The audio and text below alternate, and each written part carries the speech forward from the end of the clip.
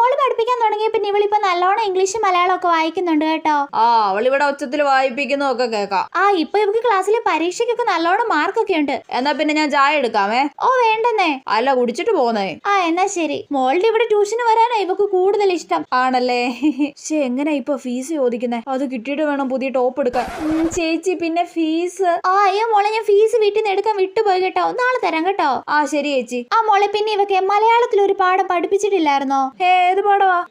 മലയാളം അല്ല, ഇംഗ്ലീഷ്. ഇംഗ്ലീഷിൽ ഏത് പാടവാ? ഏതോ പാഠം പഠിപ്പിച്ചില്ലെന്ന് ഇവൾ എന്നോട് വന്ന് പറഞ്ഞായിരുന്നു. ഏത് പാടാ മോളെ? ഫീസ് ചോദിച്ചപ്പോ തള്ളയുടെ അടവ് കണ്ടില്ലേ? ആ പാഠം പഠിപ്പിച്ചില്ല, ഈ പാഠം പഠിപ്പിച്ചില്ല, അത് പഠിപ്പിച്ചില്ല, ഇത് പഠിപ്പിച്ചില്ല. എപ്പോ ഫീസ് ചോദിച്ചാലും ഈ ഡയലോഗ് അടിക്കും. മോളെ ദേ ഈ പാഠം. അത് പഠിപ്പിച്ചായിരുന്നല്ലോ. ഞാൻ പഠിപ്പിച്ചില്ലേടി? എനക്ക് അറിഞ്ഞൂടാ. ഈ മണ്ടക്കൊച്ചും കണക്ക് തന്നെ. ആ പാഠം പഠിപ്പിച്ചായിരുന്നു ചേച്ചി. ആണോ? എന്നാലും ഒന്നുകൂടെ പഠിപ്പിച്ചേക്കണേ മോളെ. നേരത്തെ വരെ എന്നെ പൊക്കി പറഞ്ഞിട്ട് ഫീസ് ചോദിച്ചപ്പോ ഞാൻ പഠിപ്പിച്ചില്ല പോലും. ദുഷ്ടത്തി.